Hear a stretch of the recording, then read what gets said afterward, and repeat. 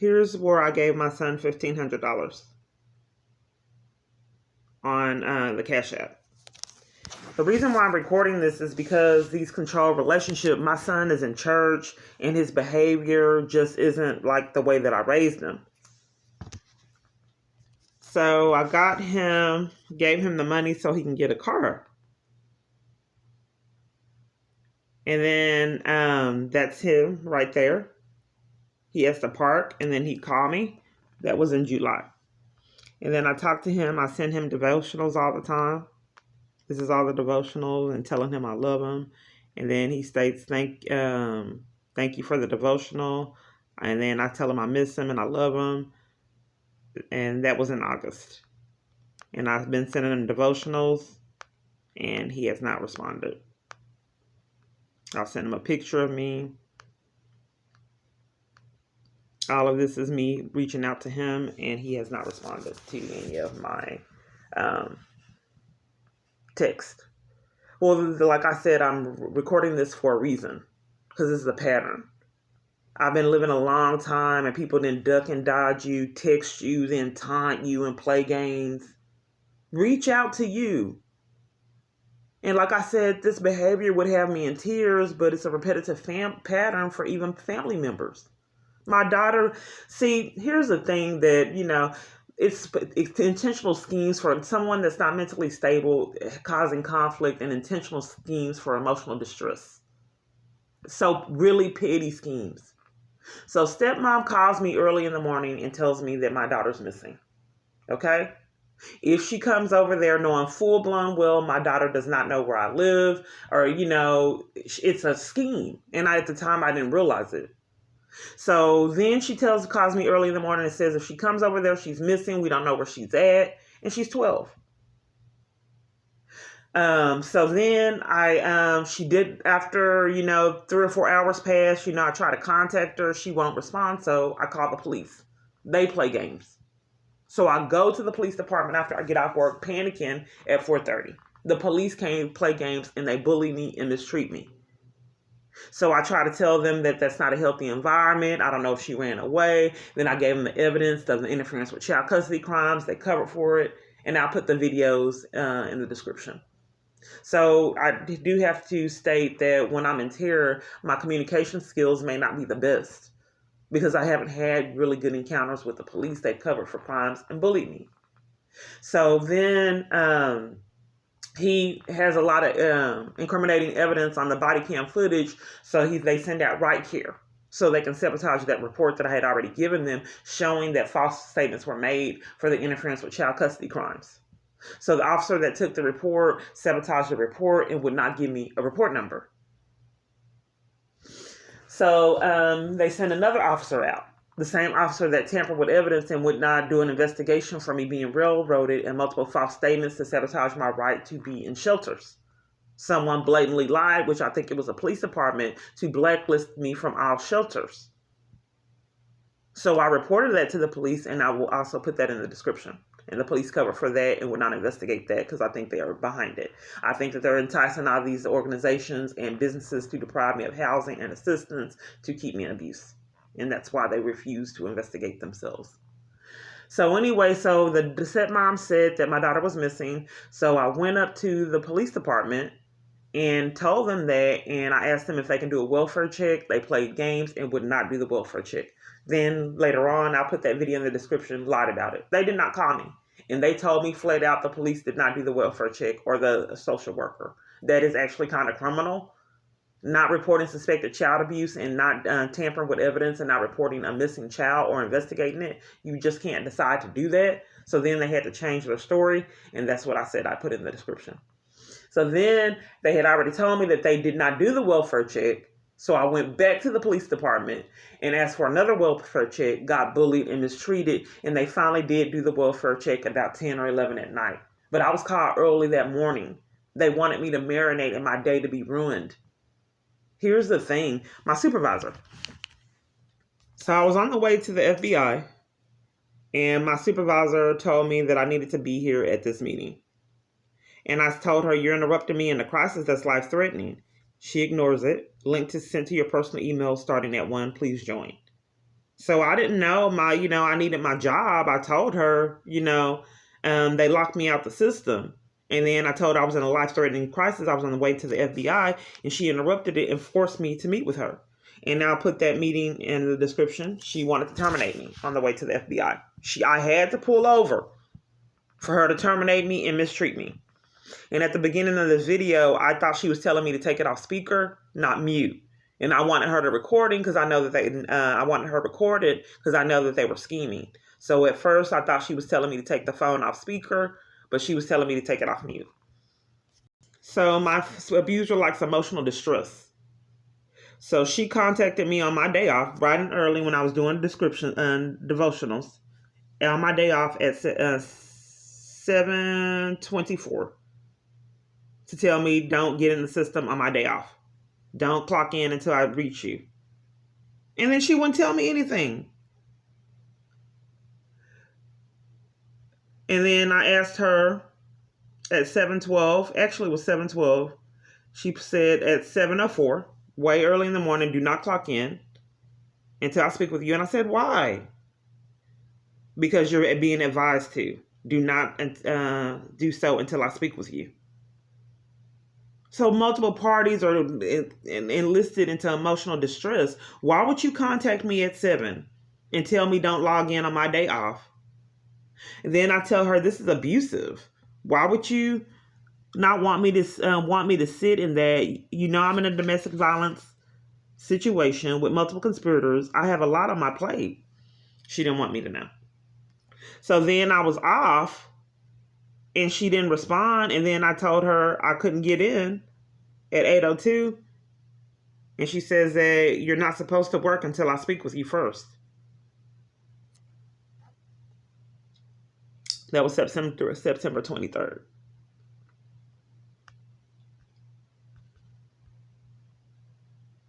So since she's playing games and won't tell me at 12 noon, this goes on to noon. Look at all this time that I'm not working. So then I just say, you know what? I'm going to the FBI immediately. When I'm en route to the FBI, she tells me that there's a meeting scheduled. But she plays game all the way up to noon. And then she initially contacted me Thursday. I couldn't get in again, and I informed her that technical support kept hanging up in my face. They deliberately locked me out in schemes, and then technical support would hang up. And she covered for it. And then I'm letting her know that they hung up in my face. I'm calling back a fourth time. I called all the way up. I called 5 times, and I couldn't get through. September 16th, I couldn't get in the system. It happened so repetitively, I started to record it and keep documentation of it. Because they were deliberately locking me out of the system to sabotage my pay. And also cause system glitches to sabotage my pay, so I couldn't get the commission. My check has been short multiple times. And then they even lost my payroll check, the Christmas check, multiple times in a row. October 9th, August 9th, 29th, I'm having trouble getting in the system again. So they caused a problem to where it made it hard for me to work. And then I told her I'm logged out. Look at how the screen is split. And she says I don't know how to fix it. And I called technical support. They wouldn't fix it. We had 2 monitors. And the way that the screen was malfunctioning, it made my task really hard. And she would not fix it. Or technical support. It was like it was intentional. So then I would call, technical support would play games and hang up in my face and be rude. So I told her that he said that he cannot help. Call someone else. I'm telling her this at technical support. OMG, call, then give me another number. I've told you technical support hung up in my face. I called them and they would not help me. He said he couldn't help. And then you gaslight and say, OMG, call Chime. You just told me to call this number. I call, followed your directions. He said he can't help. OMG, call this and then give me another number. But she's gaslit me and blamed me for things, her bad behavior a multitude of times. Removed me from chats for reporting her bad behavior. It was just odd. So she would deliberately send me invites to meetings on my break time. And then I said, did you want me to go to the meeting? I'm in it. So she sent me that and she said, no, stay on the phones. And then I'd say, I'm on my break. So she would hold me up by sending me meetings for my break time. And I had to get clarity. If she really wanted me to attend the meeting, I would actually go to them. So it would sabotage my break. I didn't get my full break. At another job, the one that the school shut down when I was working, they would not give me a break. I did wanted to contact the labor board because I was working part-time when my daughter worked. They would not give me a break. I told them I was anemic and I get dizzy when I didn't eat and I needed to eat, and they would not give me a break. They told me if I wanted to eat, I had to eat prior. It was the oddest thing. Then I had my own register on what I was doing. I was a cashier and I had my own register and I got recognized. And then they had someone else have the register so he would get recognized. So I stopped getting the recognition because I was using someone else's register and he got the recognition. I didn't understand what was going on. This is the one where they mistreated me so bad. I didn't know if they slander me and say that I stole something as a cashier. My jobs were controlled. So I had other jobs and it was weird and just strange things for jobs that people told me, referred me to. People said that I could start working and then got odd and I never worked. It was just odd. So anyway, to make a long story short, I had to quit because I didn't know what they would come up with because so many parties would lie and slander me. This is where the supervisor had to roll back the camera footage. And she did confirm that party lied, but it was too many people doing it.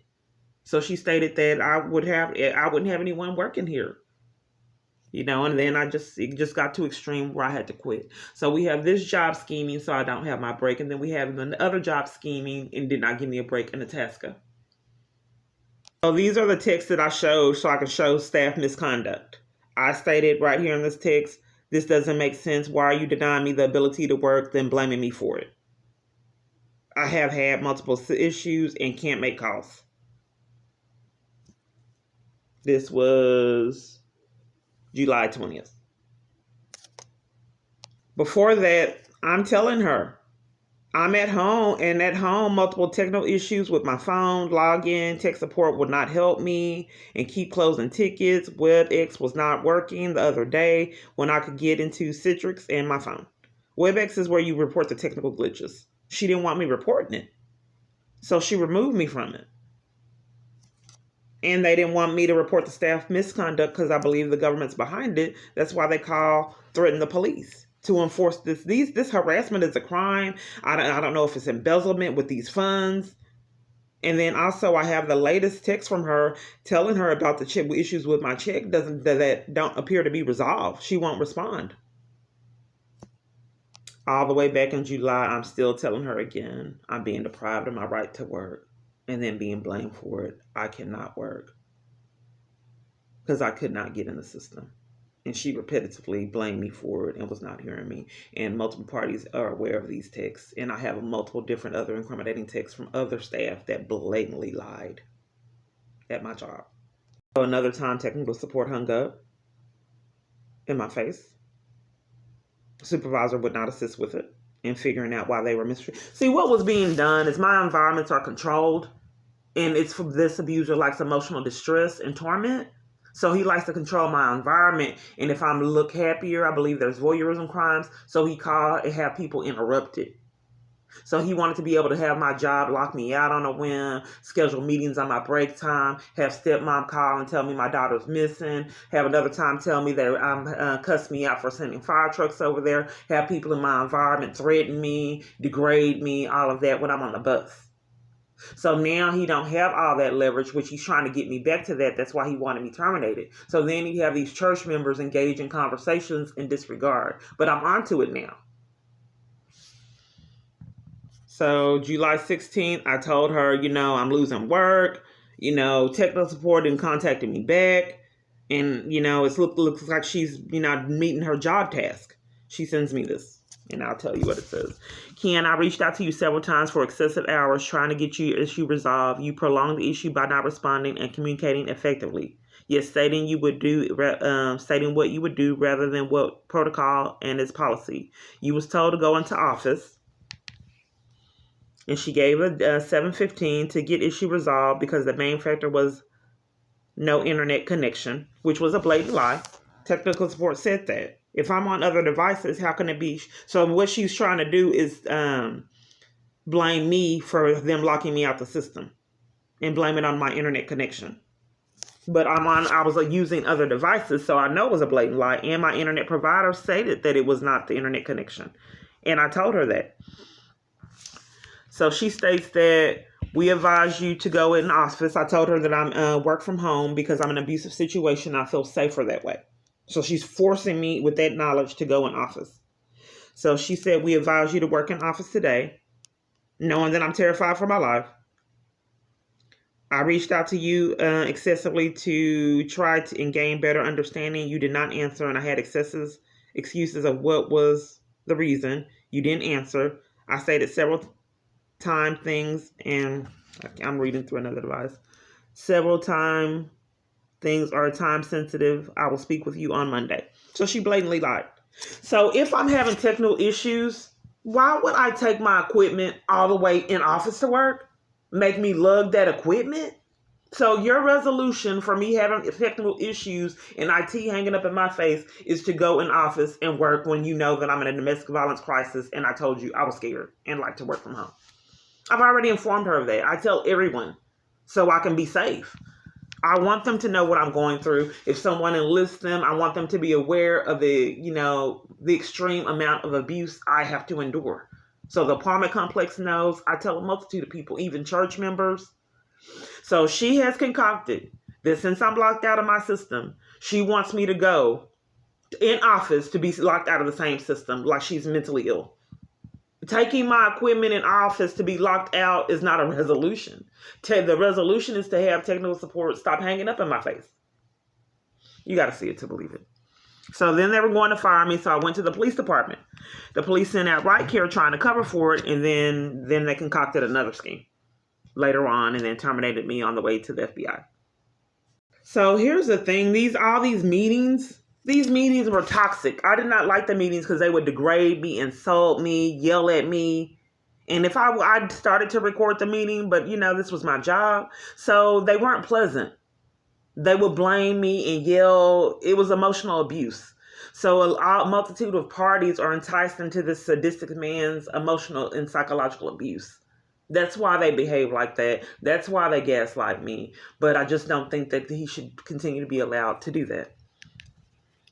So when there's tickets open, they are not supposed to hold you responsible. There's a ticket right there. So they close them because they weren't following protocol. So tech support, when I had these tickets, would close the ticket out. That way they can hold me responsible for being locked out of my system, the situation they intentionally created out of malice. So there would be petty schemes. A multitude of meetings, she would give me links that didn't work. And then I told her I can't get in with those links. And then I would go through all this time to get in links that she deliberately sent me that weren't working out of malice. So it was just multiple issues. And I tell her over and over again, these links don't work. And I would have a lot of problems getting in the meetings. And then she blamed me for not getting in the meeting. And she sent me links that didn't work. Technical issues with the phone. I mean, there's just so many of them. I think they were deliberate. So the supervisor called me and she asked me if I was interested. And this is when I really got out of control. So the supervisor called me and she was asking me if I was interested in. Okay, I paused it for a second. So the supervisor asked me if I was interested in job advancement there. So they had listened to my calls and, she wanted to know if I was interested in advancement opportunities. I stated, yes, I would be interested. And I asked her what those consisted of. That's when things got weird. Okay. So what I believe someone is going in, and I still haven't shown the text where she contacted me when I was at CPS. And she contacted me when I was doing a